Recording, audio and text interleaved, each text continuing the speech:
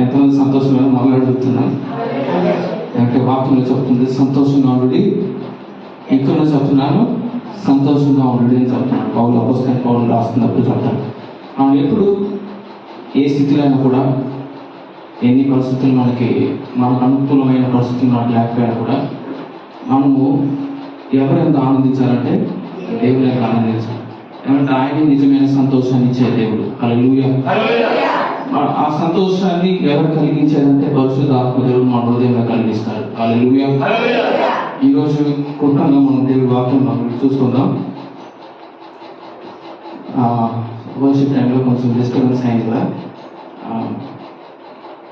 Prayer చేయండి. ఇలాంటి technical glitches అంటే టెక్నికల్గా ఏ ప్రాబ్లం అంటే సడన్గా మిక్సర్స్ వర్క్ చేసేది స్టాప్ అయిపోయింది. కొంచెం వర్షిప్లో అది ఆటంకంగా ఉంది. అట్లా ఏం ఆటంకం రాకున్నట్లు మీరు ముందుగా చర్చ్కి రాకముందే ఆదివారం ఆరాధన కొరకు ఎంతమంది ప్రార్థిస్తున్నారు చెప్పండి. నిజంగా ఆదివారం ఆరాధన కొరకు ఎంతమంది ప్రార్థిస్తున్నారు? మీ వ్యక్తిగతంగా మనం ప్రార్థించవాలన్నమాట. అంటే అది జరిగేది ఆత్మీయ రంగంలో ఒక పోరాటం లాంటిది. మనం ఆ రోజు అపవాది ఎన్నో ఆటంకాలు తీసుకొచ్చి ఎన్నో ప్రయత్నాలు చేస్తాడు. కానీ అన్ని ఆటంకాల నుంచి మనం ముందుకు సాగాలంటే దానికి ముఖ్యంగా మనకి ఏం కావాలి? ప్రార్థన కావాలి. హల్లెలూయా. ఇంకా గట్టిగా ప్రార్థన చేసుకోండి. ఏ ఆదివారం ఇట్లాంటి ఒక లేకుండా మనము దేవుడిలో ముందుకు ఆ కార్యక్రమం ఏ ఆటంకం లేకుండా జరుగుతున్నట్టు దేవుడి ప్రభు చూపించింది కాక. హల్లెలూయా. ఈరోజు వాక్యమై మనం వాక్య సందేశం ఏంటంటే ఊహలు. ఊహ అంటే ఏంటి? What is imaginations? ఊహ అంటే ఏంటి? మనకు తెలిసినంత వరకు ఊహలు అంటే మీరేమనుకుంటున్నారు? ఆలోచనలు, ఊహలు అనుకుంటున్నారు. కానీ ఊహ అనేది ఆలోచనకి కొంచెం అది మనం వినడానికి ఒకే పదంగా ఉంటుంది కానీ దానికి కొంచెం తేడా ఉంటుంది. ఈరోజు మనం వాక్య రీతిగా అది ఈరోజు చూస్తున్నాం. ఊహ అంటే మన జీవితానికి ముఖ్యమైన ఒక ఆక్టర్ ఏమంటే జీవితంలో అదొక భాగం. మన ఊహలు లేకుండా ప్రతిరోజు మన జీవితం మనం గడపలేము. ప్రాబ్స్ 23 సామెతలు 23:7 చదువుకుందాం. సామెతలు 23:7 ఫస్ట్ భాగం మాత్రం అట్టివాడు తన ఆంతర్యములో లెక్కలు చూచుకొనువాడు. తినుము త్రాగుము అని అతడు నీతో చెప్పునే గాని అది హృదయంలో నుండి వచ్చు మాట కాదు. ఇట్లాంటివన్నీ ఎక్కడి నుంచి ఫస్ట్ కలుగుతుందంట? హృదయంలోంచి కలిగేది. అదే ఊహ. ఊహ అంటే ఎక్కడ కలుగుతుందంటే హృదయంలో లేదా మనసులో మనకి కలిగేదే ఊహ. కానీ కొన్నిసార్లు మనం ఏమనుకుంటున్నాం అంటే ఊహ అనేది భ్రమ అనే దాంతో కన్ఫ్యూజ్ అయిపోతున్నాం. భ్రమ అంటే ఏంటంటే అది నిజంగా ఆ కార్యం అసలు ఉండదు. అది ఉదాహరణకు మీకు చెప్పాలంటే, మీరు ఇప్పుడు కనుక హైవేకి ఒక మంచి సమయం ఈ టైం కానీ మీరు హైవేకి వెళ్తే మీరు వెహికల్ మీరు వెళ్ళేటప్పుడు లేకపోతే నడుచుకుంటూ వెళ్ళేటప్పుడు దూరంగా చూస్తే మీకు ఒకటి కనపడుతుంది. ఏంటిది? ఏం కనపడుతుంది? ఎండమావి కనపడుతుంది. కానీ అది అక్కడ ఏముంటుంది? మనం ఇక్కడి నుంచి చూస్తే అక్కడ నీళ్ళు ఉన్నట్టే ఉంటాయి, కానీ మన దగ్గరికి వెళ్ళాలంటే అది ఉండదు. అట్లాంటిది భ్రమ. భ్రమ అంటే అది నిజం కాదు, అది డెల్యూషన్, డిసెప్షన్ లాగా. అది నిజమైన కార్యం కాదు, కానీ అది ఉన్నట్టుగా ఉంటుంది, కానీ అక్కడ ఉండదు. కానీ ఈ ఊహ అనేది మనము చూడనిది, మన కంటి ద్వారా చూడనిది మనం ఎక్కడ చూస్తున్నామంటే మనసులో ఊహించుకొని దాని గురించి ఒక ఆలోచన కలిగి ఉండేదే ఊహాంకం. ఏదైనా నేను 2 రోజుల క్రితం ఒక ఆరంభం చెప్పాను. ఏది ఒకటి మొదలు పెట్టాలంటే, ఏదైనా ఒకటి స్టార్ట్ చేయాలంటే మొదటిగా మనకి ఏం కలగాలి? ఊహలో, మన తలంపులో కలగాలి. Everything start with imaginations. ఊహతోనే ప్రతిదీ ప్రారంభించబడుతుంది. ఊహ లేకపోతే మనం ఏది చేయలేము. మనం తినాలన్నా కూడా మొదటి మనం ఎక్కడ కలగాలి, మనసులో ఆ తలంపు ఆ ఊహ కలగాలి, అప్పుడే మనం తింటాం. పడుకోవాలంటే అదేలాగా ఎప్పుడు ఏ టైంలో ఏం చేయాలో అన్నీ ఎక్కడ మనకి స్టార్ట్ అవుతుందంటే ఊహలో, ఇమాజినేషన్లో స్టార్ట్ అవుతుంది. హల్లెలూయా. ఇక్కడ ఈ ఊహను మనం ఈరోజు ఎందుకు ఈ ఊహ గురించి మాట్లాడాలి అంటే, క్రైస్తవ జీవితంలో ఊహ లేకపోతే ఆలోచనలు ఇవన్నీ చాలా ప్రాముఖ్యమైనది. హల్లెలూయా.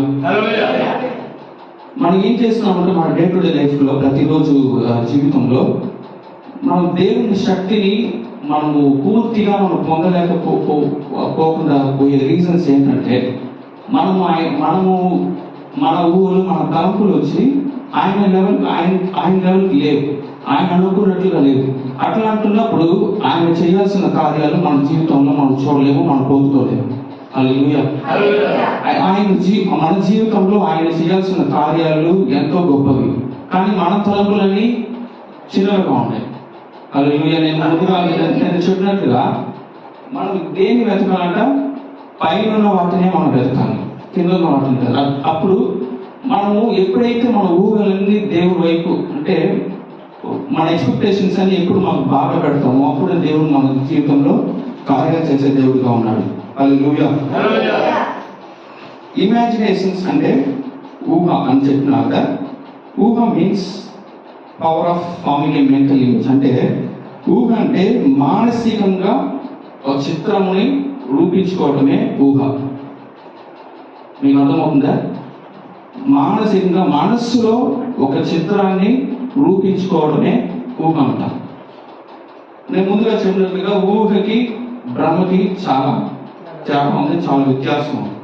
కానీ దాంట్లో మనము కన్ఫ్యూజ్ అయిపోతున్నాం. కానీ ఈరోజు మనం ముఖ్యంగా చూడబోయేది ఊహ. అది వాక్యం రీతిగా మనం చూడబోతున్నాం. ఎంతమందికి దర్శనం అంటే తెలుసు? దర్శనం ఎంతమందికి తెలుసు? దేవుడి దర్శనం అందరూ ఎప్పుడైనా పొందుకుంటున్నారా? చాలా మంది, కొంతమంది పొందుకున్న వాళ్ళు ఉన్నారు. కానీ ఈ దర్శనము రావడానికి ముఖ్య కారణం ఏంటంటే ఊహ.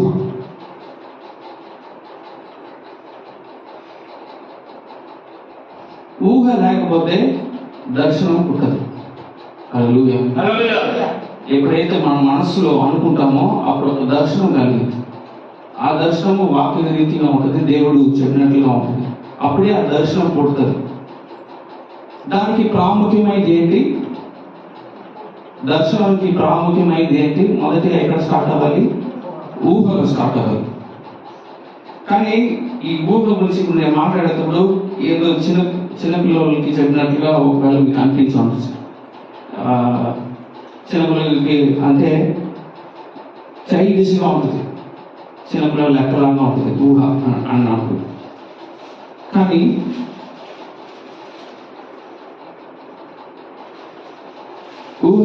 ఊహకి చాలా శక్తి ఉంది. హల్లెలూయా.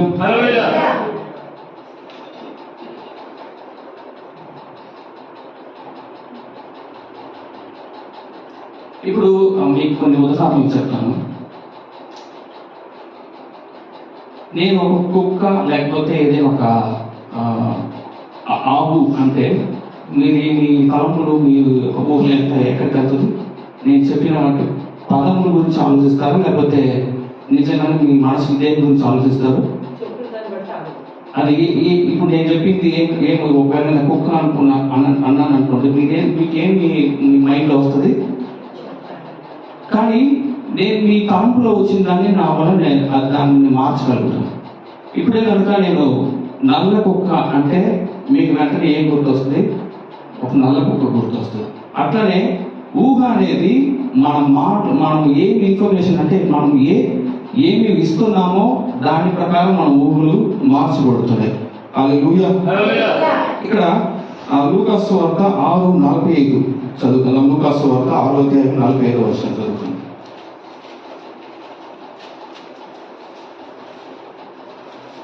సజ్జనుడు తన హృదయమును మంచి ధననిధిలో నుండి సద్విషయములను బయటికి తెచ్చును. దుర్జనుడు చెడ్డ ధననిధిలో నుండి దుర్విషయములను బయటికి తెచ్చును. హృదయము నిండియుండు దానిని బట్టి ఒకని నోరు మాటలాడును.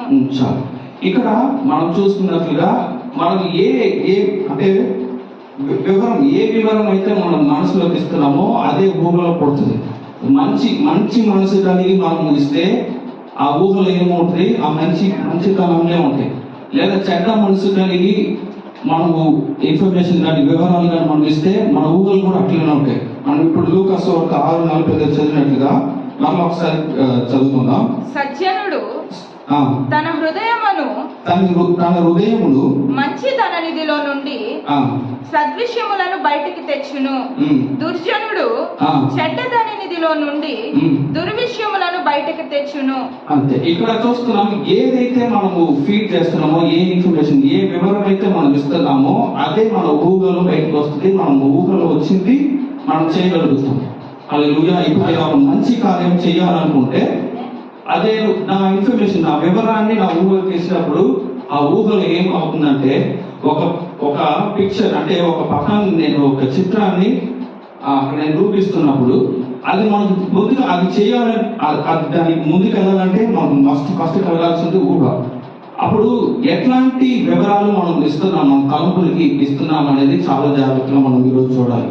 మంచి ఇన్ఫర్మేషన్ అంటే మంచి వివరాలు, దేవుని రీతిగా ఆత్మ రీతిగా మంచి ఇన్ఫర్మేషన్ మనం ఇస్తే మనకు ఊహలు కలిగి మనకు దర్శనాలు దేవుడు మనకి ఇచ్చేవాడుగా ఉన్నాడు. హల్లెలూయా. ఈరోజు వాక్యంలో దేవుని గ్రంథంలో ఎంతమంది ఈ ఊహలు ఊహ ప్రకారం నడిచిన వాళ్ళు కొంతమంది చూస్తున్నాం. మొదటిగా ఆదికాండం 12:1 చదువుకుందాం. ఇది అబ్రహాం గురించిన కార్యం. ఆదికాండము 12:1. యెహోవా నీవు లేచి నీ దేశము నుండి నీ బంధువుల యొద్ద నుండి నీ తండ్రి ఇంటి నుండి బయలుదేరి నేను నీకు చూపించు దేశమునకు వెళ్ళుము. ఇక్కడ ఎవరి దగ్గరతో మాట్లాడుతున్నాడంటే యెహోవా దేవుడు అబ్రహాంతో మాట్లాడుతున్నాడు. ఏమంటే నేను చూపించే దేశమునకు నీవు వెళ్ళుము అంటే ఏంటంటే మీ తల్లిదండ్రులను వదిలిపెట్టేసి నేను చూపించే దేశంకి వెళ్ళాలి అని యెహోవా చెప్పినప్పుడు అబ్రహాంకి ఆయన చూపించే స్థలం అని చెప్పాడు. కానీ అబ్రహాం ఆ స్థలాన్ని ఇంతకుముందు చూసినవాడు కాదు, ఇంతకుముందు ఆ స్థలానికి వెళ్ళినవాడు కాదు. మన బైబిల్లో చదువుకున్నట్లుగా నాకు తెలిసి అబ్రహాము ఎంతవరకు ఆ ప్రాంతంలో ఒకవేళ ట్రావెల్ చేస్తుంటాడు అనుకుంటే ఆరాం వరకు ట్రావెల్ చేస్తుంటాడు. అంటే అక్కడ వరకు ఆయన చుట్టూ తిరిగి ఉంటాడు. కానీ అందరి నుంచి ఒకళ్ళు పోయి తిరిగి చూసినంత ఛాన్స్ ఉండేది కాదనుకుంటున్నాను. కానీ ఇట్లాంటి సమయంలో యెహోవా దేవుడు ఆయనతో అబ్రహాంతో మాట్లాడుతున్నప్పుడు నేను చూపించే దేశమునకు నీవు వెళ్ళుము అన్నప్పుడు ఆయన ఆ ఊహలో అనుకుంటున్నాడు, ఇట్లా దేవుడు ఖచ్చితంగా చెప్తే ఆ ప్రాంతం ఇట్లా ఉంటుందని తన ఊహలో ఊహించుకొని విశ్వాసంతో ఆయన నడుస్తున్నాడు. అదే ఆదికాండము 11:31 చదువుతున్నాం. తేరాహు తన కుమారుడగా అబ్రామును తన కుమారుని కుమారుడు అనగా హారాను కుమారుడగు లోతును తన కుమారుడగు అబ్రాము భార్య అయిన శారాయి అను తన కోడలిని తీసుకొని కానానుకు వెళ్ళుటకు కల్దీయుల ఊరను పట్టణములో నుండి వారితో కూడా బయలుదేరి హారాను మట్టుకు వచ్చి అక్కడ నివసించిరి. అంటే ఇక్కడ ఏం చదువుతున్నామంటే వాళ్ళు ఎక్కడి వరకు వచ్చారంటే ఆరాం వరకు వచ్చారంటే అబ్రహాంకి అంతవరకే తెలుసు ఆ ప్రాంతం గురించి. కానీ దేవుడు చెప్పినట్టుగా ఆయన చూపించే స్థలము, ఆయన చూపించే ఊరు ఎట్లా ఉంటుందో కొంచెం కూడా ఐడియా లేదు ఆయనకి, అసలు ఐడియా లేదు. కానీ అబ్రహాం ఇక్కడ ఏం చేస్తున్నాడంటే దేవుడు చెప్పిన మాట ప్రకారం దేవుడు చెప్పిన మాట అబ్రహాం యొక్క ఊహని నడిపిస్తుంది. హల్లెలూయా. అంటే మనము అడ్డగా దేవుడు అనుకున్న దర్శనాలు మనం ఈజీగా కలిగించుకోలేము. అది అడ్డగా జరిగేది కాదు. మనం ఎప్పుడైతే మన మనసుని దేవుడు ఎప్పుడు తిప్పుతున్నామో మనం ముందుగా చేయగలుగుగా మంచి దాన్ని మన మనసు ఎప్పుడైతే ఉంచుకుంటామో మంచిది. ఇప్పుడు మంచి నేలలో మంచి విత్తనం ఇచ్చితే అది ఏం వస్తుంది, మంచి చెప్తే అది మంచి ఫలం వస్తుంది. ఇదే కానీ చెడ్డది కానీ మనం ఇచ్చితే మనం ఒక వాక్యం కూడా చదువుకుంటున్నాం, ఏది విత్తుతామో అదే మనకు వస్తున్నాం. అట్లనే మన ఊహలో మనం ఏదైతే మనము పెడుతున్నామో అదే బయటకు వస్తుంది. ఇక్కడ అబ్రాహాముతో దేవుడు చెప్పినట్లుగా ఆ దేశానికి వెళ్ళు అంటే ఆయనకి ఏ ఒక ఎక్స్పీరియన్స్ లేకుండా ఎట్లా వెళ్ళగలిగాడంటే తన ఊరిలో ఊహించుకున్నాడు. హల్లెలూయా. దేవుడు మాట్లాడిన మాట ప్రకారం ఆ ఊరు ఇట్లా ఉంటది అనుకున్నావు, దాని వల్లనే ఆయన ముందడుగు వేయడానికి ఆ సహాయపడింది. హల్లెలూయా. ఈరోజు చాలా మందికి చాలా వ్యక్తులకి ఏం లేదంటే ఒక విజన్ అంటే దర్శనం లేకుండా ఉన్నారు. దర్శనం లేకపోతే మనం ముందుకు సాగలేదు. దర్శనము ఒక జీవితంలో చాలా చాలా ఇంపార్టెంట్. కానీ ఈ దర్శనం కలగాలంటే ఊహలు ప్రారంభించాలి. హల్లెలూయా. సామెతలో ఒక వర్స్ ఉంది, సామెత 29:18 చదువుకుందాం.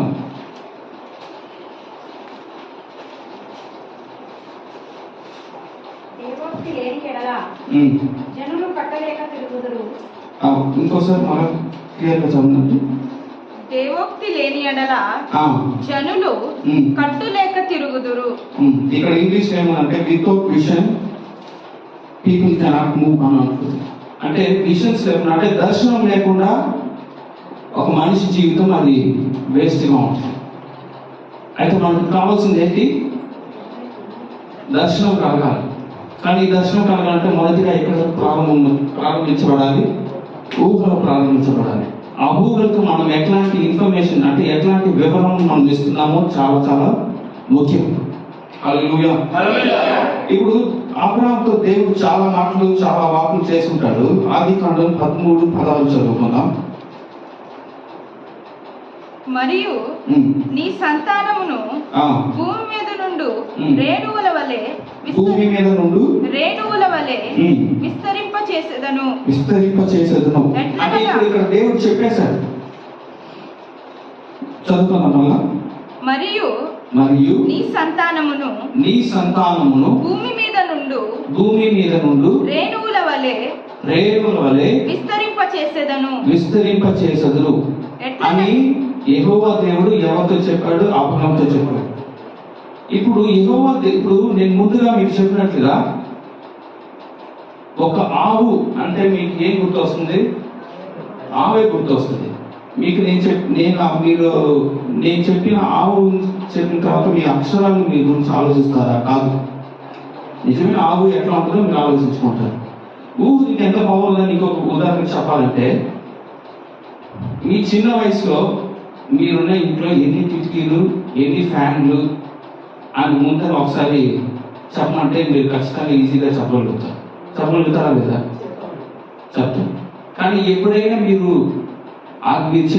చిన్న వయసులో ఉన్నప్పుడు ఆ ఇంట్లో ఈ కిటికీలు ఉన్నాయి, 1 2 ఎంచుకొని పెట్టుకున్నారు, లేకపోతే ఎట్లా? మనం మోస్ట్లీ ఎంచుకోము, వాటి గురించి అంత పట్టించుకోము. కానీ ఎప్పుడైనా ఎవరైనా అడిగితే ఏది ఎక్కడ ఉంది, ఎక్కడ ఏ ప్లేస్లో ఏది పెట్టాను, ఒకవేళ మీరు బండి ఎక్కడ పెట్టారో మీకు బాగా గుర్తు ఉంటుంది. స్టవ్ మీద మీరు 2 ఉంటాయి కదా, 2 బర్నర్స్ ఉంటాయి. ఎటువైపు మీరు అన్నం వండారు, ఎటువైపు కూర వండారు కూడా మీకు బాగా గుర్తు ఉంటుంది. ఊహకు అంత బాగుంటుంది. అంటే ఇక్కడ యెహోవా దేవుడు అబ్రాహాముతో చెప్పేటప్పుడు ఏం చెప్తున్నాడంటే, నీ సంతానము చదవండి. నీ సంతానమును భూమి మీద నుండి రేణువలే విస్తరింప చేసేది. అంటే ఆ మాటని అబ్రాహాము ఊహించుకుంటున్నాడు. హల్లెలూయా. ఊహించుకున్నప్పుడు అనిపిస్తుంది అంటే దేవుడు చెప్పినట్లుగా ఈ భూమి అంతా దేంతో నింపబడుతుంది అంటే నా సంతానంతో నింపబడుతుంది. ఇంకొక మాట, ఇంకొక వాకు దేవుడు అబ్రాహాముతో చేస్తాడు. ఆదికాండం 15:5 మరియు ఆయన వెలుపలికి అతన్ని తీసుకొని వచ్చి, నీవు ఆకాశము వైపు తేరి చూచి నక్షత్రములను లెక్కించుటకు ఏం చేస్తాడంటే ఆ గుడారం నుంచి బయటకు తీసుకొచ్చి ఎక్కడో ఏం చేస్తాడంటే, నువ్వు పైకి చూస్తే నీ నక్షత్రాలు కనపడతాయి. చదువు. నక్షత్రములను లెక్కించుటకు నీ చేతనైతే లెక్కించుమని చెప్పి నీ సంతానము అలాగవునని చెప్పెను. ఇక్కడ 2 విషయాలు చెప్తున్నాడు. ఎట్లా నీ సంతానము ఇసుకరేణి వలె ఈ భూమి అంతా విస్తరింపజేస్తాను అన్నాడు. ఇంకొకటి, ఆకాశంపై వైపు చూస్తే ఈ నక్షత్రాలు ఎన్ని ఉన్నాయో అట్లనే నీ సంతతిని విస్తరింపజేస్తాను అన్నాడు. అప్పుడు ఈ 2 మాటలు అబ్రహాము ఒక ఊహకు, అంటే ఇంగ్లీష్లో ఏమంటారంటే ఎంగేజ్, అంటే దాన్ని ఇంకా బలపరిచినట్టుగా చేసింది. అప్పుడు ఆయన ఊహించుకుంటున్నాడు. అట్లంటే నేను ముందు చెప్పినట్లుగా ఈ లోకం, ఈ దేశం అంతా నా సంతానంతో నింపబడుతుంది. ఎట్లా ఇసుకరేణి ఉంటుంది, అట్లనే ఈ ఆకాశంలో నక్షత్రాలు ఉన్నట్లుగా నా సంతతి అంతా పెరుగుతుంది అని ఊహ, ఇవన్నీ ఆయన కాలంలో ఉన్నది. కాబట్టి ఆయన ఎక్కడి నుంచి విడిచిపెట్టాడంటే తన తండ్రిని, వాళ్ళ ఇంటిని అంతా వదిలిపెట్టుకొని దేవుడు చూపించే ఆ స్థలానికి నడుచుకుంటూ వచ్చాడు. హల్లెలూయా. దర్శనం, ఊహ ద్వారా కలిగే దర్శనం మనకి ఏమి ఇస్తుందంటే నమ్మకాన్ని ఇస్తుంది. హల్లెలూయా. ఒక నిరీక్షణ ఇస్తుంది. అంటే నిరీక్షణే లేని జీవితంలో ఒక వ్యక్తికి నిరీక్షణ లేదనుకోండి, నిశ్చయత లేదనుకోండి, ఆ వ్యక్తి ఎట్లా ఉండాలని నార్మల్గా మీరు అడిగితే ఏదో కొంతమంది చూసారా, ఏదో ఉన్నామని అంటారు. వాళ్ళకు ఒక నిశ్చయత, ఒక నిరీక్షణ వాళ్ళ జీవితంలో ఉండదు. వాళ్ళు ఎట్లాంటి వాళ్ళంటే రివర్ ఏమంటారు, నది చూసారా. నదిలో ఇప్పుడు ఏదైనా ఒక చనిపోయి చేప ఉందనుకోండి, ఆ నదిలో ఆ నది ఎట్లంతా వెళ్తుందో, ఆ వాటర్ ఎట్లా ఫ్లో అవుతుందో అట్లే వెళ్తుంది. ఆ నీళ్ళు అంటే ఎట్లా ఫ్లో అవుతుందో అట్లే వెళ్ళిపోతుంది. కొంతమంది మన జీవితంలో కూడా అట్లనే ఉన్నాం. ఆ జీవితం ఎట్లా తీసుకెళ్తుందో మనం అట్లా వెళ్ళిపోతుంది. కానీ జీవితం ఎట్లా తీసుకెళ్ళిపోతుందో అట్లా మనం వెళ్ళేవారుగా ఉండకూడదు. ఆ ఫ్లో వెళ్ళేవారుగా మనం ఉండకూడదు. మనం ఎట్లా ఉండాలంటే దేవుని వాక్యం చేత నింపబడిన వారుగా, మన ఊహలు దేవుని వైపు తిప్పి అట్లా నడిచేవారుగా, ఒక దర్శనంతో నడిచేవారుగా ఉండాలి. మనము సామెతలో చదివినట్లుగా దర్శనం, నేను ఇంగ్లీష్ చదువుతాను. సామెతలు 29:18 మనం అక్కడ తీసుకుందాం.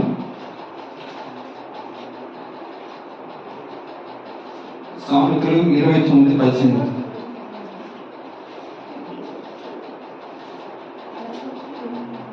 దేవోక్తి లేని యెడల జనులు కట్టులేక తిరుగుదురు, ధర్మశాస్త్రమును అనుసరించు వారు ధన్యులు. ఇక్కడ ఇంగ్లీష్ లో బాగుంది. ఇంకొక ట్రాన్స్లేషన్ నేను చూస్తాను.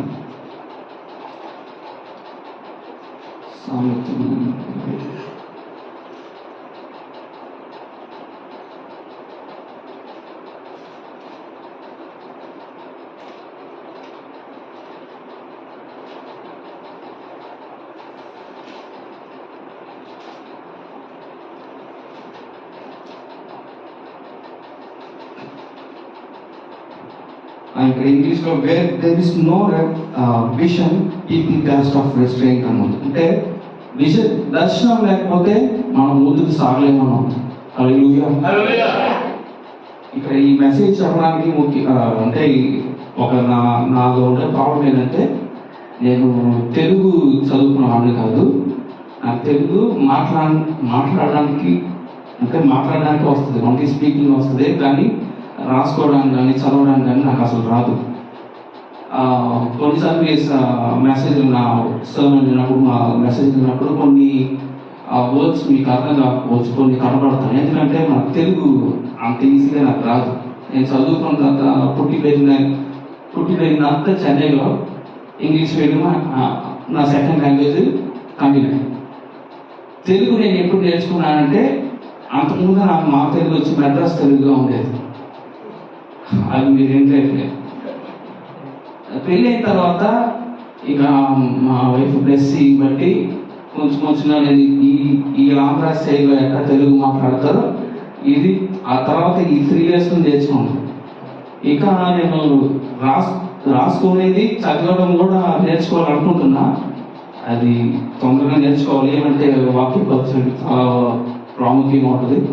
ఇదే కనుక తమిళ్లో ఒకవేళ నేను మెసేజ్ ఇస్తే ఆపకుండా వెళ్ళిపోతాను. కానీ ఇప్పుడు ఏంటంటే ఒక్కొక్క వర్డ్కి నేను ఆలోచించాల్సి వస్తుంది. నేను అన్ని నా నోట్స్ అంతా చూస్తే ఇంగ్లీష్లో ఉంటాయి. నేను ఒక్కొక్కసారి నోట్స్ తీసుకుని ఏం చేస్తానంటే ఆ ఇంగ్లీష్ పదం ఉంటే దాన్ని మళ్ళీ గూగుల్లో ట్రాన్స్లేట్ చేసి ఆ తెలుగులో ఏముందో మళ్ళీ అలా రాసుకొని అది చెప్తున్నా. ఇంకా ఒక్కొక్క వర్డ్ అయితే ట్రాన్స్లేట్ చేసుకోవచ్చు. నా మెసేజ్ అంతా నేను తెలుగులో ట్రాన్స్లేట్ చేసుకుని రాసుకుని రావాలంటే ఖచ్చితంగా కుదరదు.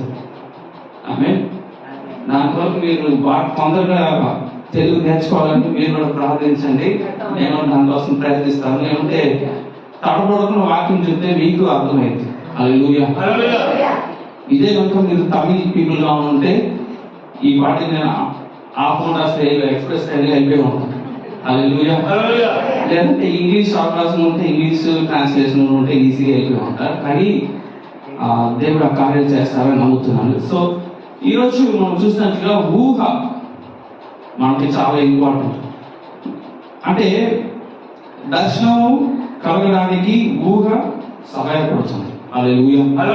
అట్లనే దర్శనం లేని ఒక జీవితము వ్యర్థం. దానికి దేనితో పోల్చొచ్చు అంటే విశ్వాసం లేని జీవితము సత్యం దాంతో సమానం అన్నట్టుగా దర్శనం లేని జీవితం కూడా సత్యం దాంతో సమానం. ఒక అబ్బాయి ఒక స్కూల్కి వెళ్తున్నాడు అనుకోండి, ఎందుకు వెళ్తున్నాడని అడిగితే ఆ స్కూల్కి ఆ అబ్బాయి చెప్పాలి, నేను కొంత దాకా చదువుకున్న తర్వాత కాలేజ్కి వెళ్ళిన తర్వాత ఈ ఉద్యోగం చేయాలి, ఈ చెయ్యాలి అన్నంత క్లారిటీ అబ్బాయికి ఆ లెవెల్ ఎంత ఉండాలి. కొంతమంది చూసారు అనుకోండి, చాలా చదువుకుంటారు కానీ జాబ్కి వెళ్ళకుండా ఎట్లంటే అట్లా తిరుగుతారు. దానికి రీజన్ ఏంటంటే, దానికి కారణం ఏంటంటే వాళ్ళలో ఆ విషయం ఆ దర్శనం లేదు. ఇవన్నీ ఆత్మీయంగా జరిగే కార్యాలు. ఈజీగా అంటే దర్శనము అంటే అంత ఈజీగా వచ్చేది కాదు, ఊహ ద్వారా వచ్చేదని నేను చెప్పినట్లుగా ఆ మనిషికి మంచిది చేయాలని ఒక తలంపు లేకపోతే నెక్స్ట్ ఆ కార్యాలు చేయలేకపోతాడు. లేదంటే ఎట్లా ఉంటాడంటే నీళ్ళలో కొట్టుకొని పోయే ఆ చనిపోయిన చేపలనే ఉంటాం. మనం ఈరోజు అటువంటి వాళ్ళగా కాకుండా మన ఊహని దేవుడి వైపు తిప్పాలి. హల్లెలూయా. మనము మన ఆశీర్వాదాలు గొప్పవి అని మనం ఊహించుకోవాలి. మనం ఊహించుకున్న దాన్ని దేవుడు ఖచ్చితంగా చేస్తాడు. కానీ వాక్యం చెప్తుంది, మనం అడుగు వాటి కంటేను ఊహించు వాటి కంటేను. అంటే మనం ఊహించుకోవడానికి ఒక లెవెల్ అయితే దేవుడు దానిపై చేస్తాడు. కానీ ఇక్కడ ప్రాబ్లం ఏంటంటే అసలు మనం ఊహించుకోలేదు. దాని వరకు ఆ నిరీక్షణే మనకు లేదు. దాని పట్ల ఒక దర్శనమే లేదు. దేని పట్ల మన జీవితంలో మనం ఎట్లా ఉంటాం, మన కుటుంబం ఎట్లా ఉంటుంది అని ఒక నిశ్చయమే లేకుండా ఉన్నాం. ఇతరం లేకపోతే మనం ఎట్లా ఉంటామంటే నేను చెప్పినట్లుగా నీళ్ళలో పట్టుకోబోయే చేపలన్నా ఉంటుంది. ఇదే ఆ చేపలను బ్రతికిన చేప అయితే మళ్ళీ ఏం చేస్తుందంటే దాన్ని ఆపోజిట్ గా స్విమ్ చేసి వెళ్ళిపోతుంది. ఎదురు కొట్టి వెళ్ళిపోతుంది. ఇప్పుడు ఆ నిరీక్షణ, ఆ దర్శనము, ఆ ఊహలు ఉన్నప్పుడే ఆ వ్యక్తి అట్లాంటి కార్యాలు చేయగలుగుతారు. లేకపోతే దేంతో మనం సమానము, చనిపోయిన చేపలనే సమానం. హల్లెలూయా.